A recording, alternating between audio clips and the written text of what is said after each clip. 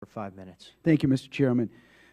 Gentlemen, all of us who are in public office take an oath to support and defend the Constitution, which, of course, extends to making sure that our families are protected here in the homeland and beyond. I want to thank all of you gentlemen for the great work that you're doing to helping keep our Americans safe. This is a nonpartisan issue, which I'm thrilled about. All of us in this room and all of our American families have been, I think, growingly alarmed at the growth of terrorism and the level of savagery that has been displayed. So it's really critical that we stay as a country on offense. We must prevent this risk from coming to our homeland beyond the way it's already happened. Now, we probably also remember at 9/11, beyond the horrific loss of life, it put us into a recession.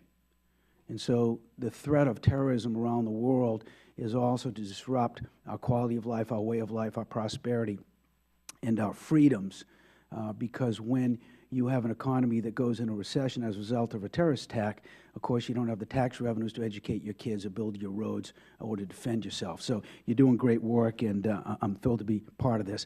Now, a couple things that I've heard today already is my colleague from Minnesota and my colleague from California all mentioning the same issue that we have up in our 2nd District of Maine and throughout our state, is how do we continue to make sure that our immigrant populations are able to help their families back home without that money falling in the hands of terrorists?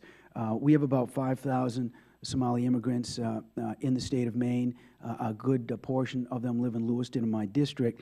Many of them are shop owners, hardworking, and they send $100 or $200 a month back home to their relatives such that they can be clothed and fed and be educated. And we all have a vested interest in this, because if those folks back home in Somalia have better lives, then they're less tempted to engage in terrorist activities, which keeps us safe here at home. So my question is to you, is we clearly have to fix this problem. And you talked about the last mile, from the point at which the funds are received in Somalia, and to make sure they get in the right hands. Have you folks engaged any of our regulators, the Federal Reserve, the FDIC? You've certainly done a lot of work to this in this regard, to make sure there are processes, there can be processes. How do we solve this problem to make sure that our Somali families in Lewiston that are now unable through the normal banking channels to get this money back home to their relatives don't start using other conduits that may in fact be shady and or illegal and be a threat, increasing threat to our homeland? Sir?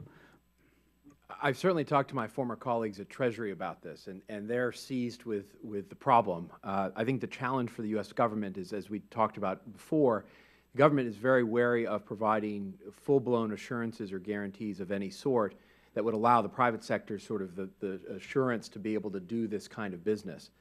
That said, I do think there's a need for creativity here. This is a new kind of problem, and one where we need to balance the need of financial exclusion, make sure al-Shabaab, for example, isn't getting remittances, but realizing exactly what you described, which is these remittances are essential for the economy in Somalia and important for our diaspora communities. And so what does that look like? I think there have been some creative ideas, but I haven't seen movement around what those ideas actually And would that jurisdiction, in your opinion, sir, be relative to this committee? What would be the process you'd suggest that we go through to make sure we solve this problem for our families throughout this country? From my experience as the Assistant Secretary of the Treasury for these issues, anytime Congress sent a letter to the Secretary of the Treasury, it got the Treasury Department's attention. Got it. Thank you very much. I'd like to move on to another question, if I may. I think I have time, Mr. Chairman, for one more. There's been a little bit of discussion today about if the sanctions are lifted on Iran, it would result in a cash infusion to their economy of $120 to $170 billion, depending on some of the numbers that we all are comfortable with. Could you give me an idea, Mr. Shancer, of what that represents to the Iranian GDP on an annual basis, and also what would that money buy them, and how would that possibly affect a risk to U.S. security? Thank you for the question. You know, I don't have all the economic numbers handy, and I'm happy to send you those. We can have our office send them over to you even later today if you'd like. The thing that I think is worth noting, though, is that what we have is roughly $100 billion that has been held in these offshore accounts. That $100 billion has only been able to be tapped by the Iranians for approved goods. So in other words, it's only allowed them to buy medicine, food, all the things that, you know, would make sure that there's no dual-use items and those sorts of things. So now what you're going to have is the opening up of these floodgates where there will be no restrictions whatsoever. So it's not really, I mean, from my perspective, it's not about the GDP or what percentage is, you know, what kind of increase we're getting. It's the fact that you're going to have the restrictions lifted entirely on where they can send their money and how they can do it. Of course, there will be regulations that remain in place, the executive orders that we discussed and the like, but the Iranians are going to have a much freer hand with that cash. Thank you very much. Thank you, gentlemen, very much. Keep up the good work.